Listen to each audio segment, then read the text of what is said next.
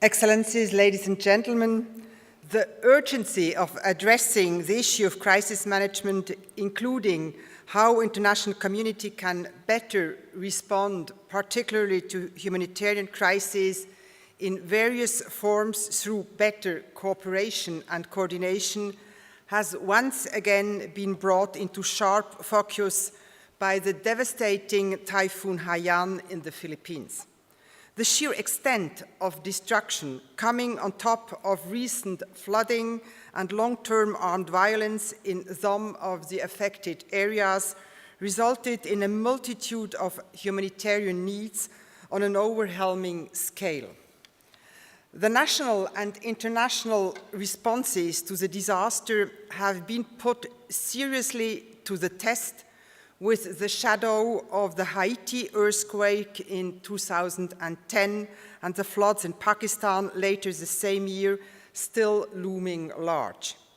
In both cases, the international humanitarian response came under sharp criticism from various quarters, not least for the blurring of lines between political, military and humanitarian agendas, poor leadership and a slow, muddled and largely uncoordinated response by huge numbers of often competing humanitarian organizations.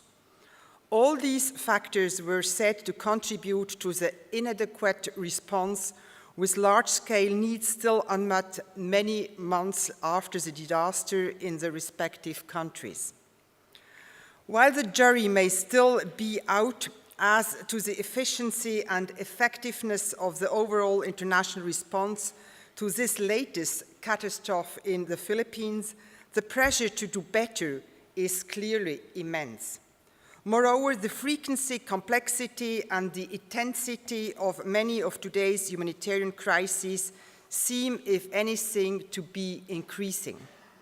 Natural disasters is in many cases the final straw on top of various other ongoing and intertwined crises and underlying problems. To this end, the notion of a global network of crisis rooms working in a coordinated fashion to optimize crisis management and response certainly sounds like a desirable goal. But how realistic is it? Of course, I will only attempt to answer that question strictly from an ICRC perspective. First of all, we clearly recognize the need to better connect with other responses in order to address the wide range of protection and assistance needs of people affected by crises, primarily by armed conflict and other situations of violence, as per our mandate.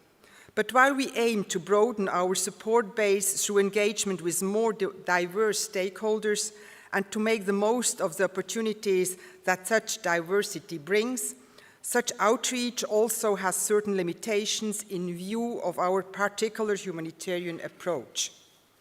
I would like to say a bit more about this particular approach in protracted crises as well as emergencies before elaborating on our perspective of the opportunities and challenges of partnership and coordination, including with the European Union's crisis management entities.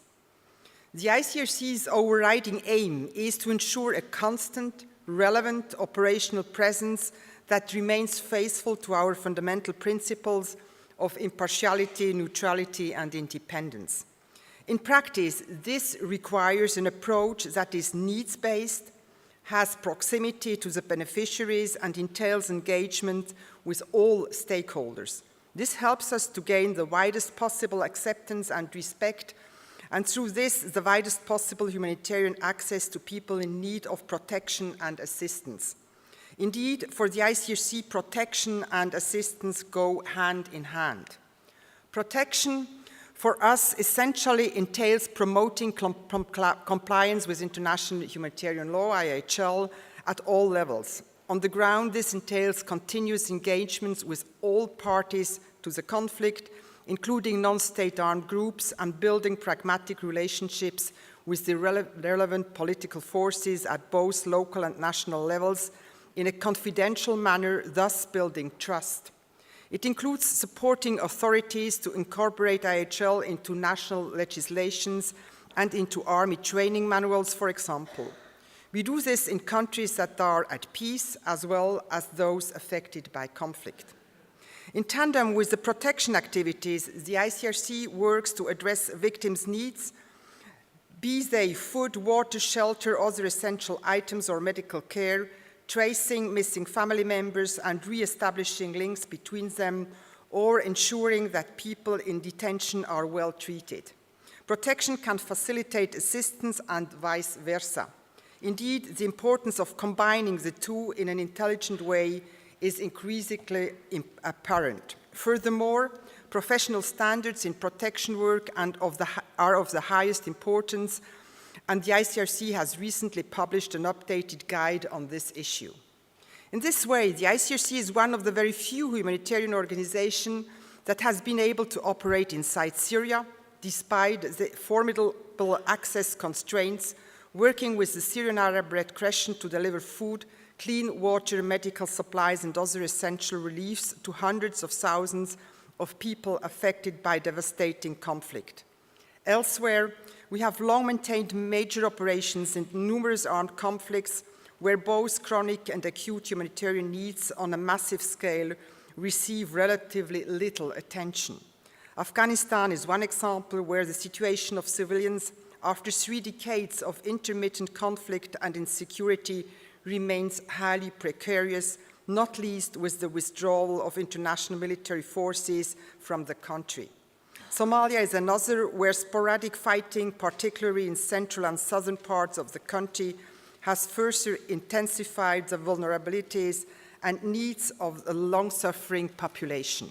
Iraq, the Democratic Republic of Congo, and South Sudan are also currently among the ICRC's 5 biggest operations.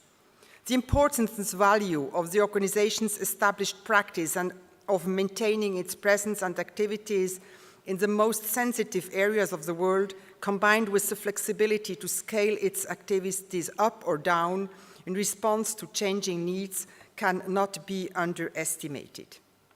In terms of the mechanics of the ICRC's crisis response, there is a crisis room at our Geneva headquarters that is activated for any operational emergency or critical incident and functions as a hub for information gathering, analysis, and decision-making. Under the authority of the Director of Operations, the crisis room can trigger various mechanisms and special procedures, including the rapid deployment mechanism. Last year, this was activated for 10 different emergencies from Syria to Typhoon Bopha in the Philippines. The crisis room was just recently activated again in response to Typhoon Haiyan in the Philippines, setting in motion the rapid deployment mechanism. Through this, more than 40 ICRC surge capacity personnel have been deployed, as well as an additional 45 national society experts to supplement the ICRC's existing structures. These include specialists in health, water and shelter, economic security and logistics, as well as in the re-establishment of family links. The ICRC's emergency response has been focused in Samar province, where we have already been operational for many years in the context of the protracted armed conflict affecting that area. In this context, we work closely with the Philippine Red Cross and other partners in the Red Cross and Red Crescent movement.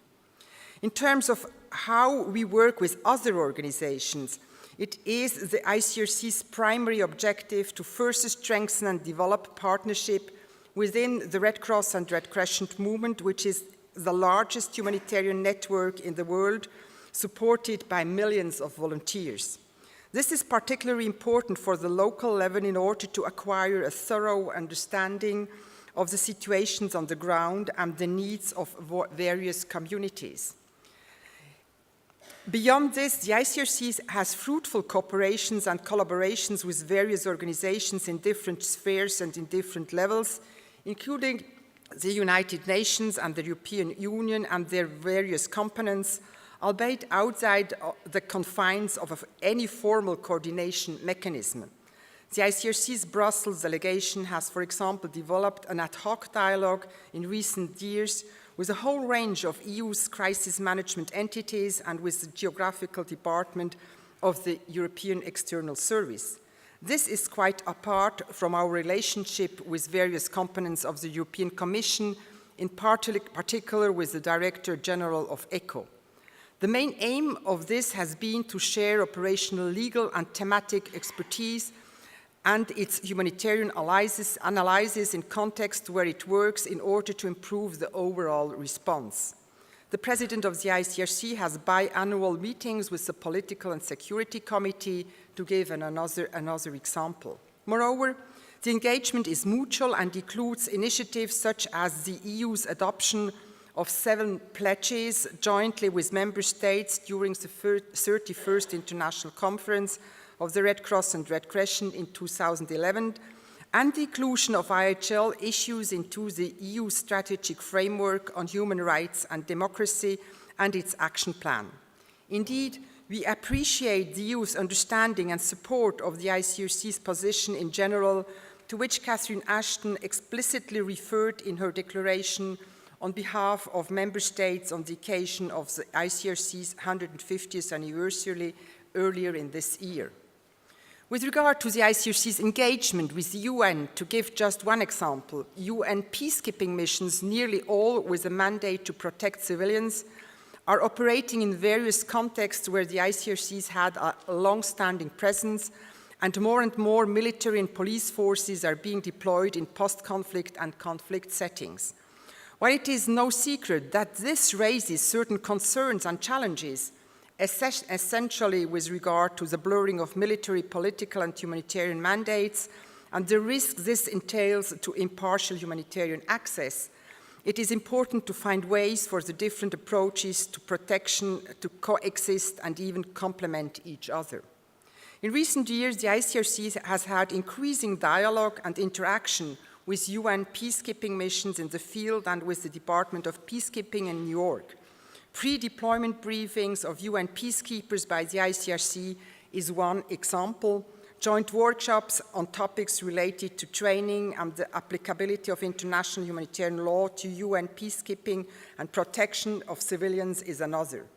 The ICRC also regularly addresses the Security Council in its annual debate on protection of civilians, which has in recent years prioritized the issue in the context of peacekeeping and in terms of ensuring respect for international humanitarian law.